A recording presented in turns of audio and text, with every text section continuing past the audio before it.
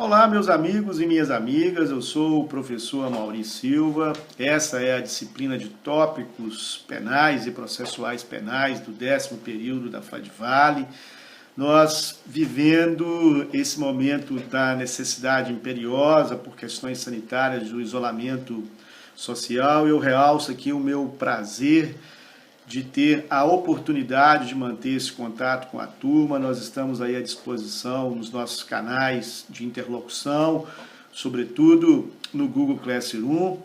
e não podemos deixar cessar a continuidade das nossas reflexões a respeito de temas extremamente importantes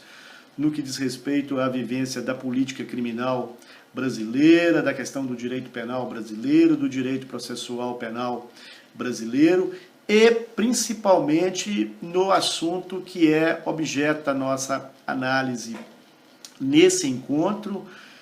que diz respeito à sanção e à vigência recente, ainda em dezembro de 2019, da chamada Lei Anticrime, que foi resultante do processo legislativo, do chamado pacote anticrime apresentado pelo Poder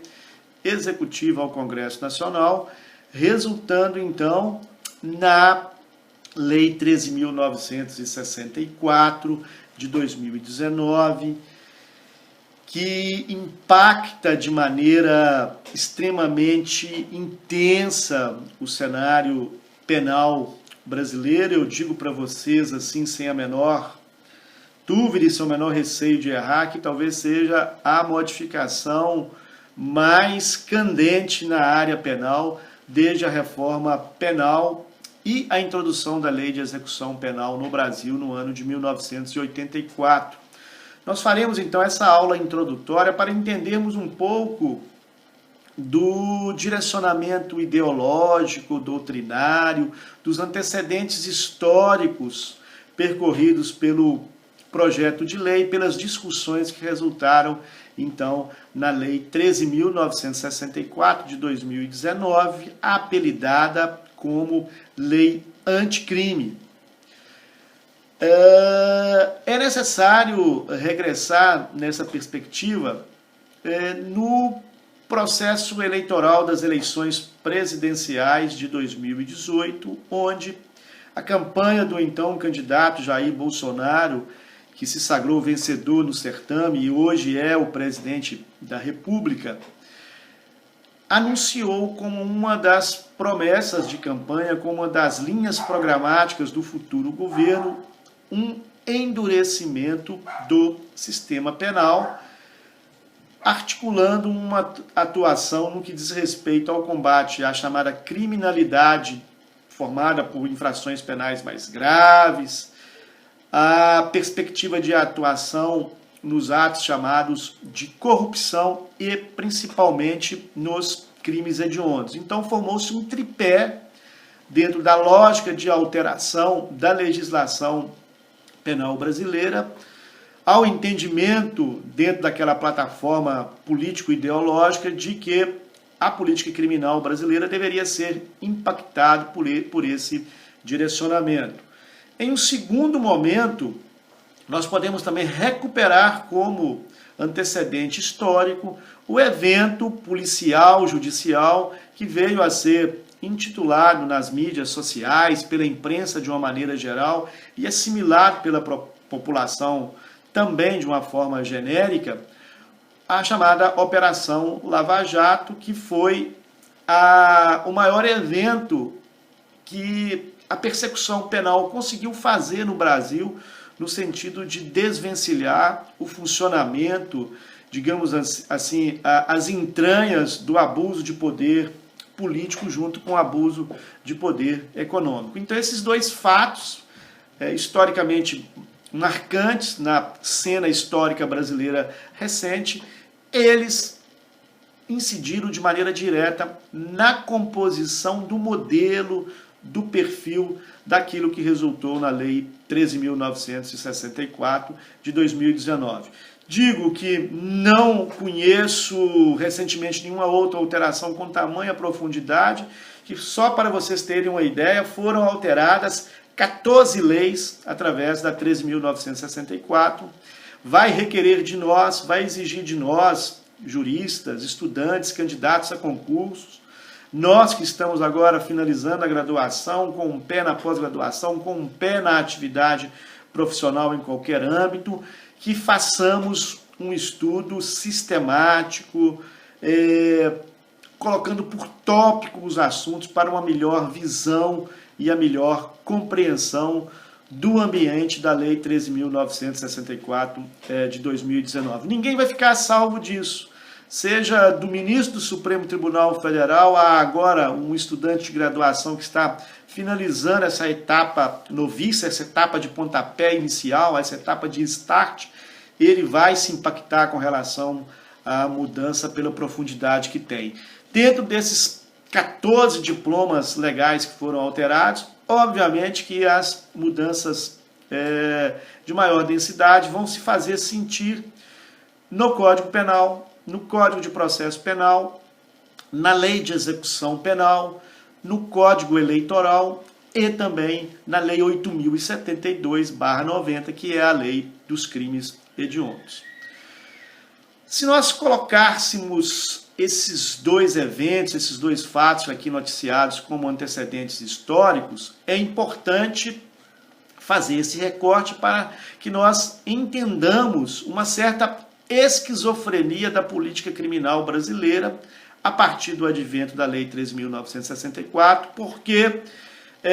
nós ficamos numa sensação de perplexidade, sem entender muito qual que foi a linha de política criminal adotada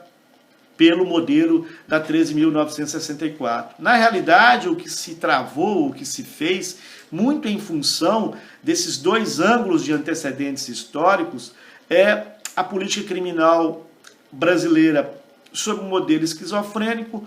ora atuando um tanto quanto ao perfil do lei e ordem, da tolerância zero, do direito penal simbólico, aquele direito penal que quer interferir na mudança dos tipos penais, no endurecimento da legislação penal,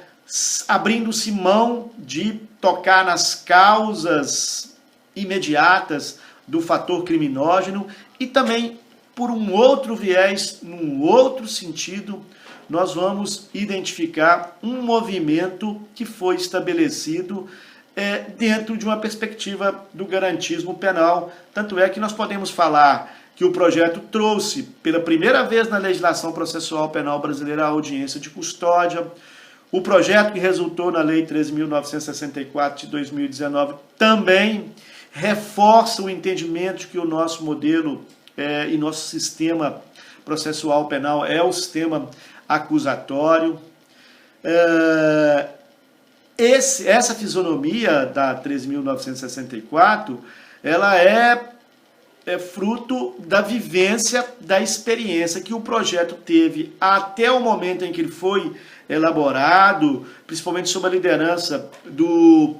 ministro Sérgio Moro, e apresentado ao Congresso Nacional, e lá naquele ambiente legislativo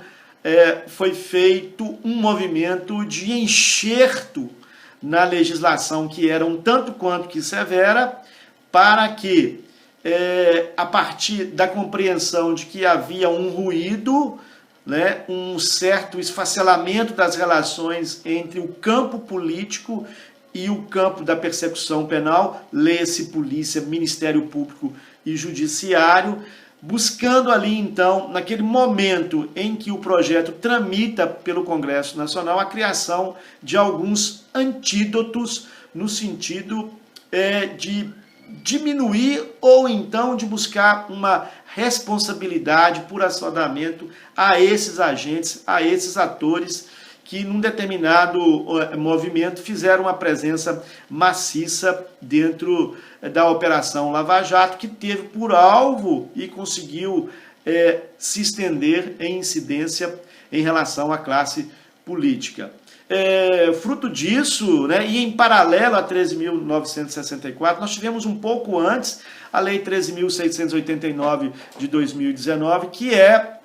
a lei do abuso de autoridade, que partiu de uma premissa da criação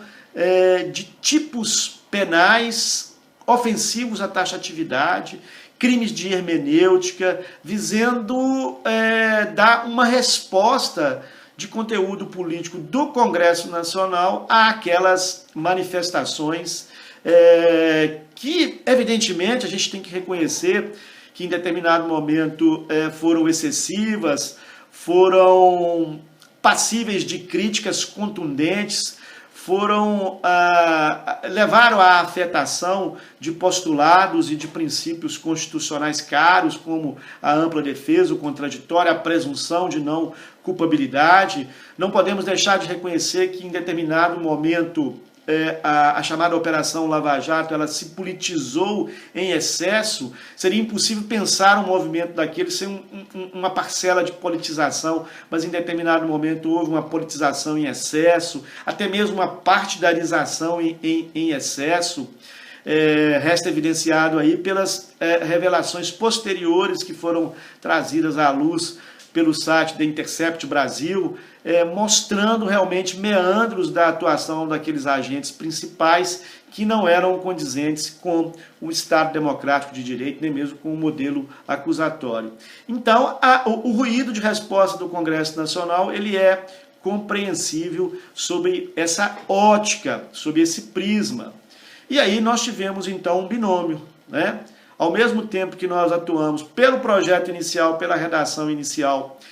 apresentada pelo governo federal, dentro de uma lógica de lei e ordem, endurecimento do sistema de direito penal simbólico, em contrapartida nós tivemos a mitigação dentro do Congresso Nacional com a criação de alguns instrumentos que são muito próximos ao garantismo penal. Por isso que eu chamo que a nossa política criminal, no momento de política criminal, é esquizofrênica. Nós não sabemos em que direção tomar.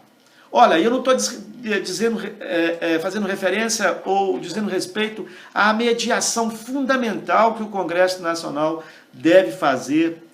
em uma república, principalmente com a caixa de ressonância principal da sociedade. Obviamente que uma proposta vinda de qualquer legitimado a apresentar proposições em termos de legislação penal deve receber no Congresso Nacional o seu aperfeiçoamento, o seu aprimoramento. Mas nós percebemos nitidamente duas direções. E vou dar um exemplo. Se você imagina, meu caro amigo, minha cara amiga, que o artigo 492 do Código de Processo Penal hoje, com a redação da Lei 13.964, impede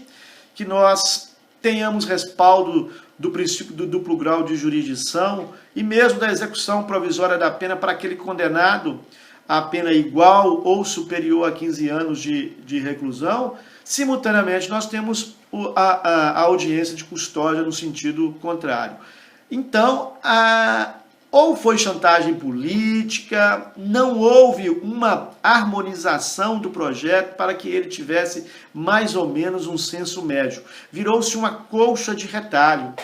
E principalmente com um revisionismo pelo Congresso Nacional, e aí também nesse ponto,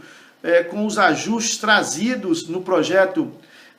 inicial do governo federal, para se fazer um revisionismo indevido às posições majoritárias do Supremo Tribunal Federal. Digo isso, por exemplo, com o reconhecimento até mesmo em súmula vinculante, a súmula vinculante 26 e outros pronunciamentos do Supremo, no sentido de se reconhecer o cumprimento de pena em regime integralmente fechado como uma premissa inconstitucional, por malferir às escâncaras o princípio da individualização da pena, o princípio que limita a imposição de penas cruéis. O modelo da Lei 13.964 faz ressurgir como fênix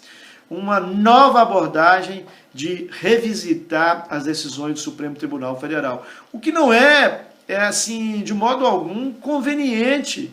para uma república onde exista o funcionamento adequado dos poderes independentes e harmônicos entre si, pois esse atravessamento é um sintoma muito claro, muito preciso, de que nós, por um lado, se temos um ativismo judicial por inércia ou mesmo